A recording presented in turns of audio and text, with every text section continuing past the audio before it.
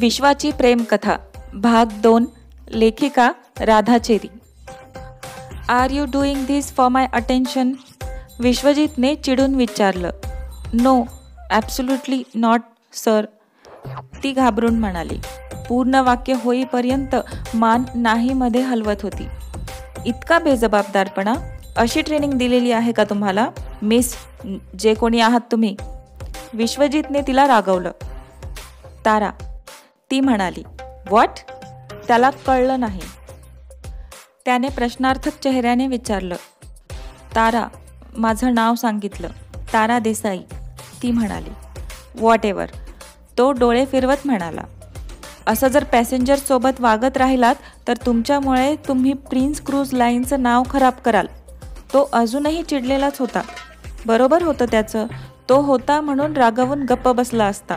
पण एखादा पॅसेंजर चिडका किंवा सर्किट असेल तर ह्या गोष्टीचा तमाशा करू शकतो आणि त्याचा परिणाम इतर लोकांवर सुद्धा होतो.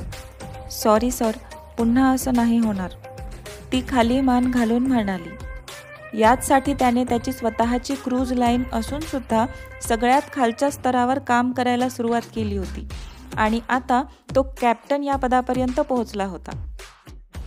कोणत्या स्तरावर नोकरदार वर्ग कसा काम करतो हे त्याने जवळून पाहिलं होतं. त्यानुसार त्याने बरेच बदल केले होते आणि काही नियम बनवले होते. एअर कंडिशन रूममध्ये आरामात बसून सुद्धा तो सगळं काही हँडल करू शकत होता.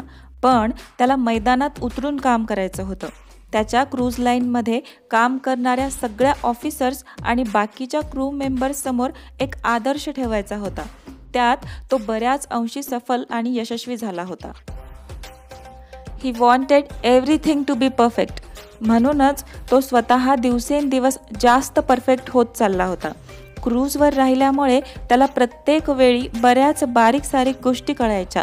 पॅसेंजरसोबत इंटरॅक्शन व्हायचं. त्यानुसार त्याला बदल काय करायचा हे कळत होतं.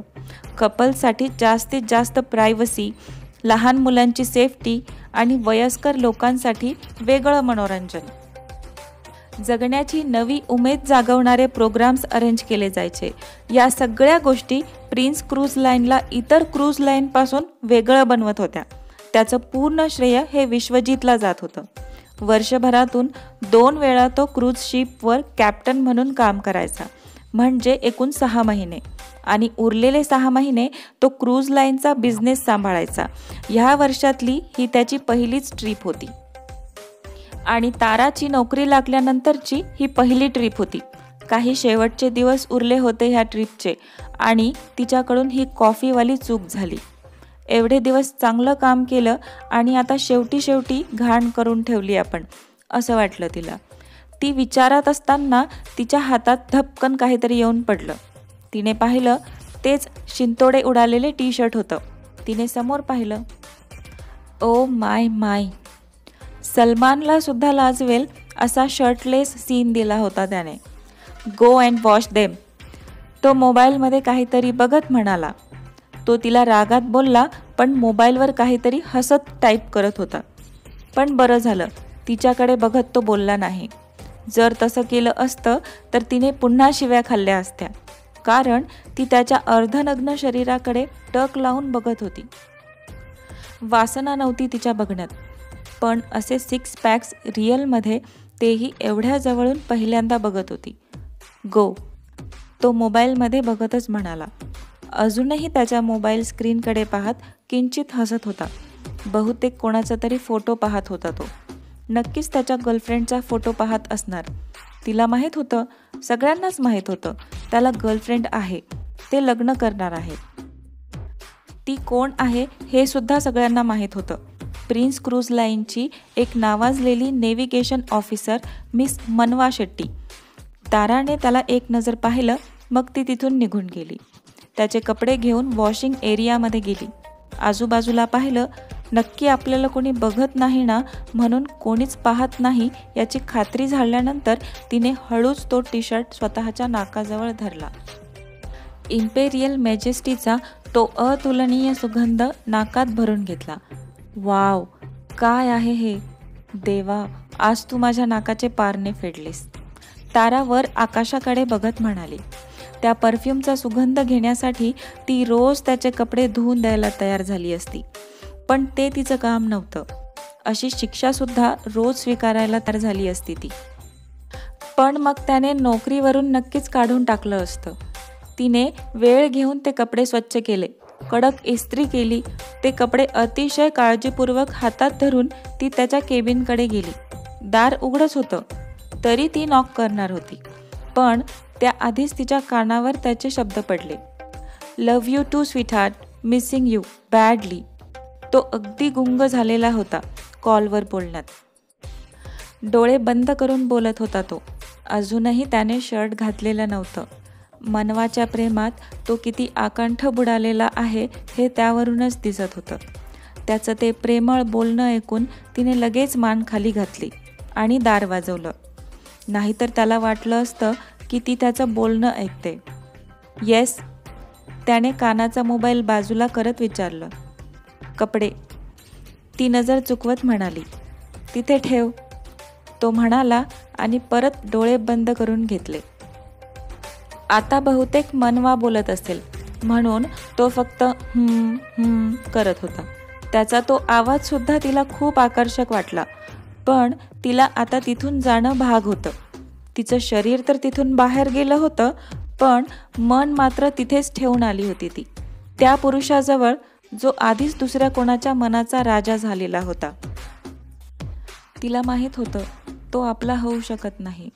तिला त्याला मिळवायचं सुद्धा नव्हतं. त्याला मिळवणं हे तिचं ध्येय नव्हतंच. त्याची पत्नी होण्याचा किंवा त्याची सखी होण्याचा सुद्धा विचार केला नव्हता तिने. तिचा विचार खूप सरळ आणि साधा होता. त्याच्यावर प्रेम करत राहणार होती ती. त्याला पाहून मनात ज्या गुदगुल्या होतात त्या अनुभवून खुश होती ती. तिला त्याच्याकडून काहीच नको होतं. साधं त्याने कधी तिला एक नजर पाहावं यासाठी सुद्धा तिने कधी धडपड केली नव्हती की त्याला आपण सुंदर दिसावं हा प्रयत्न होता तिचा. काही म्हणजे काहीच नाही. आता ही कॉफी सांडली नसती तर त्याने तिच्याकडे एक नजर सुद्धा पाहिलं नसतं. पण तिला त्या गोष्टीचं काहीच वाटलं नसतं. ती मनातून एवढी जास्त समाधानी होती की कधी तिला मनवाबद्दल थोडी सुद्धा ईर्ष्या नाही झाली. कधीच नाही. त्याला प्रेमाने फोनवर बोलताना असं वाटलंच नाही तिला की त्यांनी माझ्यासोबत असं बोलावं. शून्य अपेक्षा होत्या तिच्या. ती आनंदी होती कारण तिचं मन स्वतंत्र होतं. त्याच्यावर प्रेम करण्याची स्वतंत्रता तिच्याकडे होती. तो स्वतः सुद्धा तिच्याकडून ते हिरावून घेऊ शकत नव्हता. कोणीच तिच्याकडून प्रेम करण्याचा अधिकार हिरावून घेऊ शकत नव्हतं. ती बाहेर पडताच सगळ्या मुलींनी तिला घेरलं आणि नेमकं कसं आणि काय रागावलं हे विचारत होत्या. तो रागावला नाही ह्यावर कोणाचाच विश्वास बसला नव्हता. पण शिक्षा केली आणि त्याचे कपडे धुवायला लावले म्हटल्यावर सगळ्या शांत झाल्या. उनके दिल को ठंडक मिल गई. तेव्हा त्या मुलींपैकी एक म्हणाली, उद्या सरांची गर्लफ्रेंड जॉईन होणार आहे आपल्याला, म्हणून खुश असतील, त्यामुळेच रागवले नसतील सर. खरंच की काय? मज्जा आहे बाबा मनवा मॅडमची. जॉबचा जॉब होतो आणि रोमॅन्ससुद्धा करता येतो, दुसरी मुलगी म्हणाली. हो, उद्या नेव्हिगेशन ऑफिसर चेंज होणार आहेत, त्यांच्या जागी मनवा मॅडम येणार, पहिली म्हणाली. अजून 4 दिवस बाकी आहेत ट्रिप पूर्ण व्हायला, तोपर्यंत मज्जा आहे दोघांची. दोघं कित्येक वेळा एकाच केबिनमध्ये राहतात माहिती आहे, दुसरी मुलगी म्हणाली. सगळ्यांनाच माहीत आहे, नवीन काय आहे त्यात, पहिली मुलगी म्हणाली. ताराचा मूड मात्र ऑफ झाला होता. कारण एकदा का हे 4 दिवस संपले की नंतर ती त्याला लवकर पाहू शकणार नव्हती. नंतर कितीतरी महिने, कदाचित वर्ष त्याच्या फक्त आठवणीत काढावी लागतील म्हणून थोडी उदास होती. कारण त्याच्या पुढच्या ट्रिपच्या वेळी तिची ड्युटी त्याच क्रूजवर असेल याची शाश्वती नव्हती तिला. रात्री तिने जेवणसुद्धा कमी केलं होतं. एकच विचार येत होता मनात, यानंतर आपण त्यांना कधी पाहू शकू? देवा प्लीज, प्रत्येक वेळी मला त्यांच्याच सोबत क्रूजवर ड्युटी मिळू दे, प्लीज प्लीज. अंथरुणात पडून कितीतरी वेळा देवाला हात जोडून झाले होते. तेवढ्यात एका क्रू मेंबरने येऊन तिला आवाज दिला आणि विश्वजितने बोलावलं आहे असं सांगितलं. का?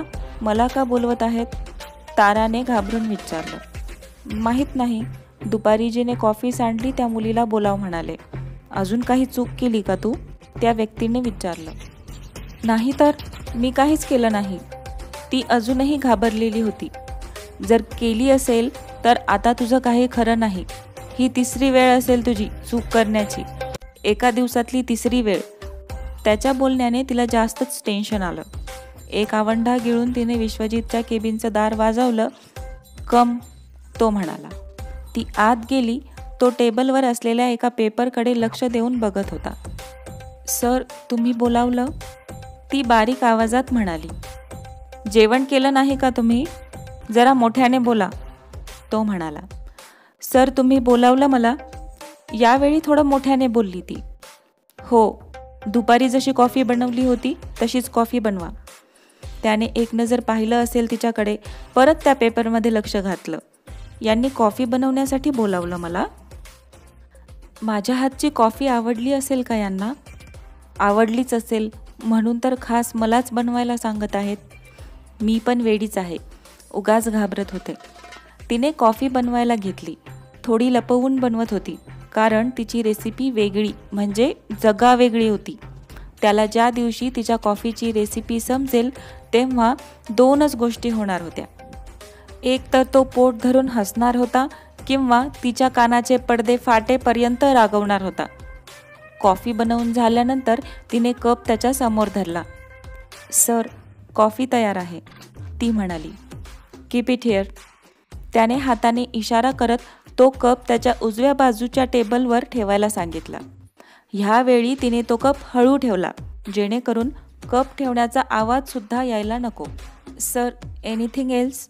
तिने त्याला अजून काही हवं आहे का ते विचारलं. No thanks, you may leave. त्याने आत्तासुद्धा तिच्याकडे पाहिलं नव्हतं. मग ती तिथून निघून आली. जे मन तिचं उदास होतं काही वेळापूर्वी ते परत प्रफुल्लित झालं. सकारात्मक विचार मनात ठेवून ती झोपी गेली. झोप मात्र गाढ असायची तिची. का नसेल? मन साफ होतं तिचं. कोणाबद्दल ना द्वेष ना ईर्ष्या. झोप तर स्वर्गासारखी सुखमय होती तिची. असं नव्हतं की तिने कधी कोणासोबत भांडण वगैरे केलं नव्हतं. भांडायची ती, पण भांडण संपलं की तो विषयसुद्धा तिच्या मनातून संपून जायचा. दुसऱ्या दिवशी सकाळी विश्वजित आज खूप आनंदी होता. आज मनवा जॉईन होणार होती त्याला. तशी तिची ड्युटी रात्रीपासून सुरू होणार होती, पण ती आज सकाळपासूनच क्रूजवर असणार होती. पोर्टवर तो तिचीच वाट पाहत होता. तिला रिसीव्ह करण्यासाठी तो स्वतः थांबला होता. तिथे उपस्थित सगळ्या मुलींना मनवाच्या नशिबाचा हेवा वाटला. एखाद्याचं नशीब किती सुरेख बनवावं देवाने, त्याला काही सीमा. सगळे क्रू मेंबर्स सध्या पॅसेंजर यांच्या सेवेत व्यस्त होते.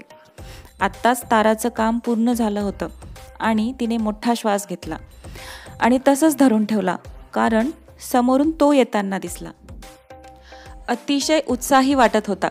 त्याच्या हातात त्याने तिचा हात घट्ट धरलेला होता. अधूनमधून चालताना तिच्याकडे पाहत काहीतरी बोलत होता. त्यावर ती खळखळून हसत होती. प्रत्येक वेळी तिच्याकडे पाहताना कमीत कमी 2 सेकंद तरी त्याची नजर तिच्यावर स्थिर असायची. ती म्हणजे मिस मनवा शेट्टी. अगदी सुंदर, कोरीव चेहरा, तिची हुशारी आणि चिकाटी सगळे ऐकून होते. तारासोबत बाकीच्या मुलींचं लक्षसुद्धा त्या येणाऱ्या दोघांकडे गेलं. किती सुंदर जोडी आहे ना, परफेक्ट कपल. हो, किती सुंदर आहेत मनवा मॅडम. सुंदर असण्यासोबत हुशारसुद्धा आहेत. सरांनी फक्त सुंदरता पाहून नक्कीच निवडलं नसेल त्यांना. हो, मी पण ऐकले, खूप स्मार्ट आहे म्हणे. स्वभावसुद्धा चांगला आहे म्हणे. पण कोणी चूक केली तर चिडतात, पण विसरूनही जातात असं ऐकलंय. हो का? मला नाही माहीत. त्यांच्यासोबत पहिल्यांदा ड्युटी करत आहे. हो, बरोबर सांगितलं तिने. स्वभाव चांगला आहे त्यांचा. थोडा कडक आहे, पण छान आहेत. मी बोललेली आहे त्यांच्याशी आधी. खरंच? हो, विश्वजित सर त्यांचे बॉयफ्रेंड आहेत, पण त्याचा त्यांना थोडासुद्धा घमंड नाही. विश्वजितला पाहून तारा आनंदी होती, कारण तो आनंदी होता, खुश होता. ह्या मुलींचं बोलणं तिच्या कानावर पडत होतं. तिच्या निरपेक्षपणाचा, कोणाबद्दल ईर्ष्या नसण्याचा आणि अति जास्त समाधानी असण्याचा तिला पुढे चालून खूप त्रास होणार होता. प्रत्येक गोष्ट एका लिमिटपर्यंत शोभून दिसते, प्रमाणाबाहेर असल्या तर चांगल्या गोष्टीसुद्धा नुकसानकारक असतात. कारण प्रत्येक प्रियकराला वाटतं आपल्या जोडीदार प्रेयसीने आपल्याला दुसऱ्या कोणासोबत पाहून थोडी तरी ईर्ष्या दाखवावी. पण त्या बाबतीत तिचा ठणठण गोपाळा होता. तिच्या अतिसमाधानी स्वभावाने तिचं स्वतःचं एक दिवस सगळं माती करून घेणार होती ती. हा दुसरा भाग होता. भेटूया तिसऱ्या भागात. तोपर्यंत keep reading, keep listening, stay happy.